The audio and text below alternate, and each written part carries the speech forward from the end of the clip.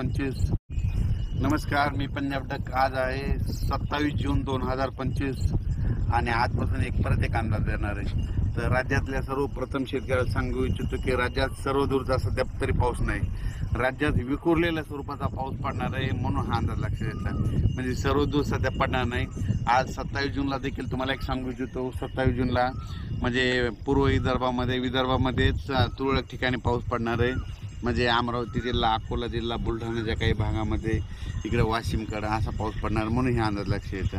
पण राज्यात मात्र सध्याचा आला तरी आता सर्वदूरचा पाऊस नाही, म्हणून हे सगळ्यांनी लक्षात येतं।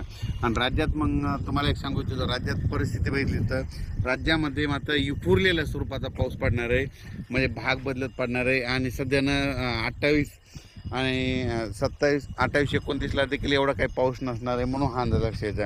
आणि त्याच्यानंतर 29 आणि 30 जूनच्या दरम्यान राज्यामध्ये म्हणजे सांगायचं झालं तर सोलापूर जिल्हा, लातूर जिल्हा, धाराशिव, बीड या भागामध्ये, तिकडल्या भागामध्ये 29-30 तारखेला 29-30 जूनला पाऊस पडणार आहे, म्हणून हा अंदाज लक्षात येतो। ते पण विखुरलेल्या स्वरूपात राहणार आहे, भाग बदलत राहणार आहे, म्हणून हा अंदाज लक्षात येतं। सर्वदूर काही पडणार नाही, म्हणून हे लक्षात येतं। पण राज्यात मात्र सध्या तरी असा विखुरलेल्या स्वरूपाचाच पाऊस पडणार आहे। आणि ते कोकणपट्टीचा मात्र ते पाऊस, म्हणजे ते कोकणपट्टीचा आणि तसाच इकडं नाशिकला ते पाऊस तसं चालूच राहणार, म्हणून हे लक्षात घ्यायचं।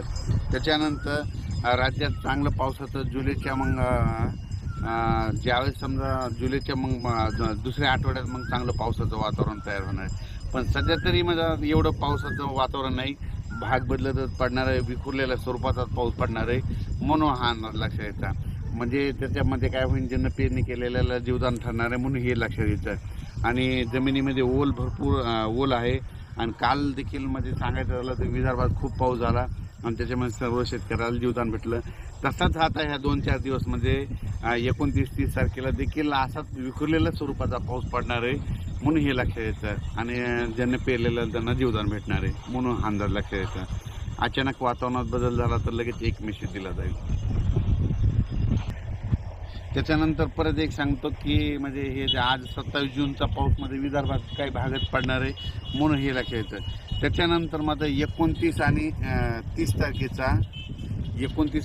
तारखेचा पाऊस तुम्हाला सांगतो इच्छितो, सोलापूर जिल्ह्यामध्ये पंढरपूरकडे देखील असणार आहे, म्हणून हे त्यांनी देखील लक्षात यायचं। लातूर जिल्ह्यात देखील पडणार आहे, धाराशिवकडं असणार आहे, नगर जिल्ह्यात काय राहणार, कडा आष्टी, बीडकडं म्हणजे कडा आष्टी, पाटोदा तिकडल्या भागात देखील पडणार आहे। त्या शेतकऱ्याचे मला बरेच फोन आले, तर आमचं सोयाबीन निघालं, कापसं निघालेत आणि पावसाची नितांत गरज आहे। तर त्यांना सांगू इच्छितो की तुम्हाला 29, 30 आणि 1 तारखेच्या दरम्यान तुमच्या कडा आष्टी, बीडकडे देखील पाऊस पडणार, म्हणून हे लक्षात येतं।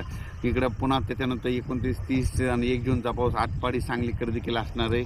आणि त्याच्यानंतर कोकणपट्टीत मात्र सगळीकडेच राहणार आहे। पण राज्यात मात्र सर्वदूर पाऊस नाही पडणार, विखुरलेल्या स्वरूपाचा पडणार आहे। त्याच्यानंतर काही ठिकाणी ऊन देखील पडेल, कडक ऊन देखील पडेल। त्याच्यानंतर इगतपुरी, नाशिक आणि नंदुरबारचा हे पाऊस मात्र कायम राहणार आहे, म्हणून हे लक्षात येतं।